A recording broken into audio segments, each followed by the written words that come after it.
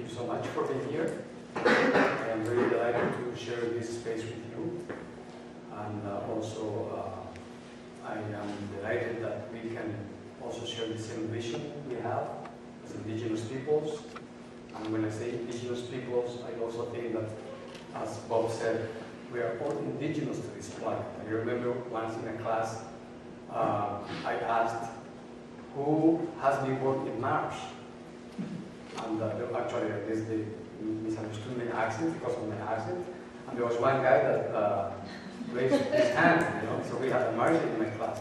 But I asked that question because I wanted to know if there was somebody who was alien to this planet. Because we were all born into this planet. We all peeled off this Mother Earth that we have. So in that sense, as Bob said, we are all indigenous to this planet, and we have to take good care of our Mother Earth, which is ourselves. And I want to start my presentation with something that was said last night when we had the conference about the missing and murdered woman. Sharon McGiver, he reminded us that the notion of climate change was put forward by the Republicans in the United States. And I kept on thinking about that, and of course she's right. And today I was going to talk about the Cochabamba Accord. But I think you can do that. You just Google Cochabamba Accord and you can get tons of info about it. I want to touch on a different thing that is very crucial in actually building relationships and creating a new civilization model for our future generations.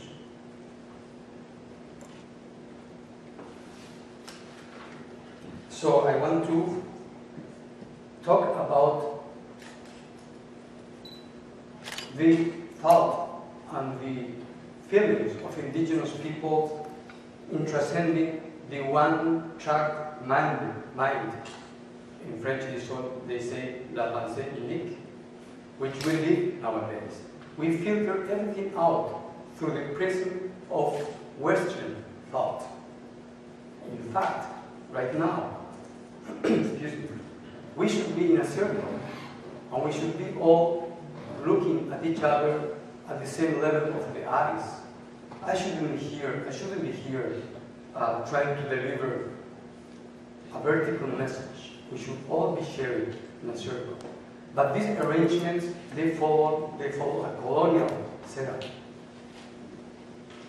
And I'm going to talk about that because this has to do with what has been imposed onto us as indigenous peoples, the liberal or neoliberal doctrine of understanding the universe, of understanding our relationships, of understanding ourselves. And in that sense, I also want to take on something that was said last night, that we have already qualified the sort of state of states we're living in. They are capitalistic in form, they are colonial, but we forget that at the base of these states is the patriarchal mind. We are living still a patriarchy, and that's why we have to have last night a conference about missing and murdered women. Because the patriarchal state is trying to get rid of the female forcing. And this phenomenon that is occurring in Canada, with our women, indigenous women, being disappeared and murdered, is not only a phenomenon here. It's happening throughout the Americas, in Guatemala, Mexico, Peru, you name it. So we have to go beyond that, and we have to understand why. And I think it's because the capitalist state is actually reacting to the emergence, to the awakening, as my brother Bob said, of indigenous people.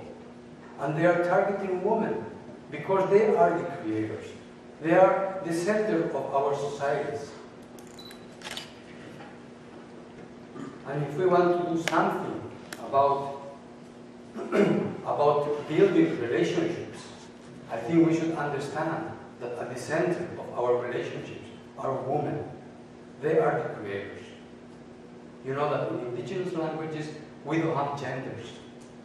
So when we say the creator, we are not saying, you know, the old bearded white man. We actually don't put a sex on the creator. But we, indigenous peoples, in my culture, we think, we see actually, we experience that it's woman that gives birth to us. Actually, we come from Mother Earth. Mother Earth is the expression of the cosmic female force.